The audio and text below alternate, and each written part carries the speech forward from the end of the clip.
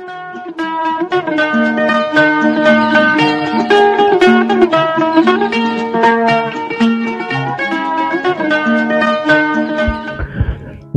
आदाब, hello friends. आपके साथ में हूं फराज और चैनल है फिल्मी फराज। कुछ ऐसी प्यारी शक्ल मेरी दिलरुबा की है, जो देखता है कहता है कुदरत खुदा की है।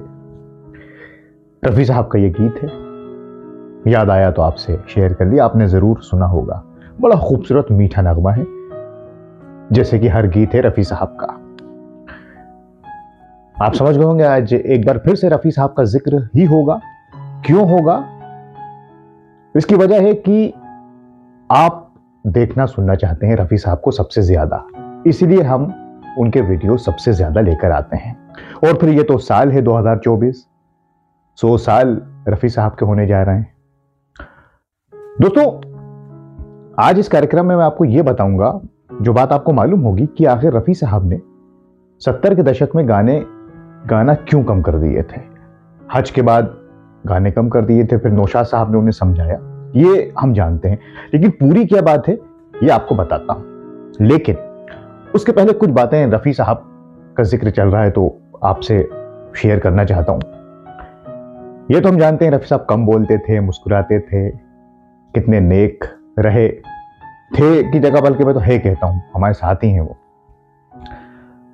रफी साहब वक्त अपना फैमिली के साथ गुजारना चाहते थे ज्यादा से ज्यादा, या उनके जो करीबी दोस्त रहे, नौशाद साहब, शकील साहब, अपना काम, रिकॉर्डिंग और फैमिली के साथ। कभी किसी शादी में जाते जाते, जरूर किसी प्रोग्राम में कोई शादी में बुलाता, तो अपने ड्राइवर साहब से बोलते, कार भाई तुम खड़ी कर रखो आगे, मैं बस लिफाफा देकर आता हूं। जाते लिफाफा देते, मुबारकबाद देते और फौरन वापस आ जाते। ना कोई खाना खाना, ना लोगों से मिलना। यही वो अवार्ड सेरेमनी में करते, जाते अवार्ड मिलता, खुश होते और वापस जल्दी से आ जाते। कोई रंगीनी में नहीं खोते कि वहां प्रोग्राम्स जो होते थे, उसकी वजह कि वो घर जाना चाहते थे, वक्त अपनी फैमिली वालों के साथ गुजारना चाहते थे। एक वजह और ये भी है जो रही कि रफी साहब बड़े सादा तबीयत, जमीन से जुड़े हुए इंसान थे। बड़ी बड़ी पार्टीज, बातें और बड़े बड़े लोगों में बड़ी बड़ी बातें, दिखावा, ये सब उनमें नहीं था, इसलिए वो घबराते थे, इसलिए जल्दी से आ जाते थे, जो उनके चेहरे पर साफ झलकता है। और मदद तो उन्होंने कईयों की। खान मस्ताना साहब इतने बड़े एक्टर, सिंगर, कंपोजर रहे, बाद में उनके हालत बड़े खराब हो गए, सड़क पे पाए गए, तो रफी साहब ने कार रुकवाई, उन्हें देखा, घर ले गए। जहीर भाई उनके साले और सेक्रेटरी ने कहा कि रफी साहब ये आप क्या कर रहे हैं, तो कहा कि नहीं नहीं। फिर उनकी मदद की खान मस्ताना साहब की, उन्हें खिलाया। फिर बाद में भी रफी साहब उनसे जुड़ गए। लिफ्टमैन, रिकॉर्डिंग के लिए रफी साहब जा रहे थे, रफी साहब मेरी बेटी की शादी है, रफी साहब चले गए। उस वक्त कुछ नहीं कहा, वापस आए, रिकॉर्डिंग से पूरा एनवेलप, जितने पैसे उसमें थे वो लिफ्टमैन साहब को दे दिए कि लो अपनी बेटी की शादी करो। और बहुत से किस्से ये हम दोस्तों जानते हैं रफी साहब के बारे में। तो मैंने सोचा लेकिन एक बार शेयर कर दूं, शायद आपको मालूम हो या ना मालूम हो।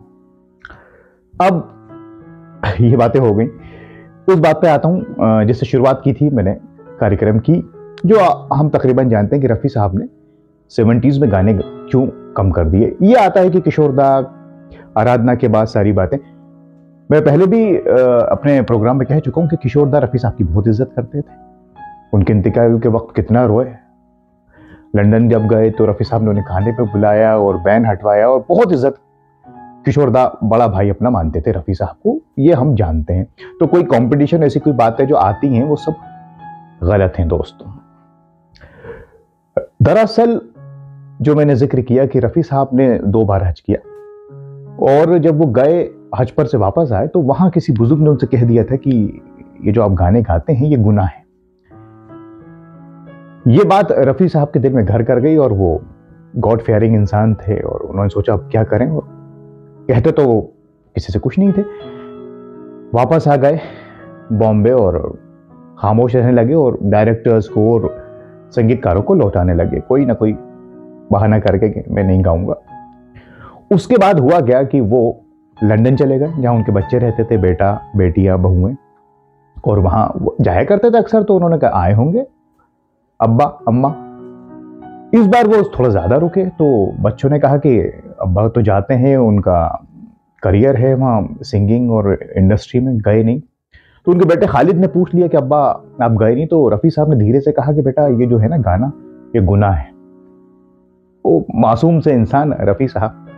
तो उनके बच्चों ने कहा कि अब्बा क्या कह रहे हैं, पूरे इनके तो करियर यही रहा है, ज़िंदगी है, पब्लिक इनको सुनना चाहती है।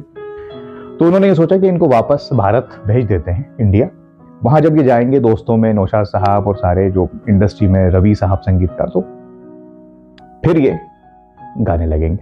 रफ़ी साहब वापस आ गए बॉम्बे, लेकिन उसके बाद भी वो लौटा रहे थे संगीतकारों को, डायरेक्टर्स को।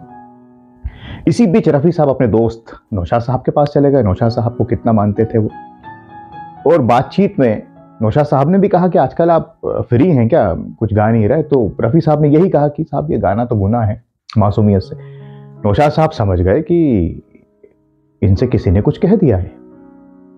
फिर नौशाद साहब ने अपने तरीके से, बड़ा काबिल इंसान, संगीतकार तो रहे, पढ़े लिखे, शायरी और अदब वाले नौशाद साहब ने अपने तरीके से रफ़ी साहब से कहा, मियाँ आप बिजनेस कर नहीं सकते, वैसा आपका दिमाग नहीं है, ना दिल है, वो आप कर नहीं सकते, वो चालाकी है, नौकरी की उम्र नहीं है, गला दिया है ऊपर वाले ने आपको, तो इसको आप क्यों ऐसा कर रहे हैं?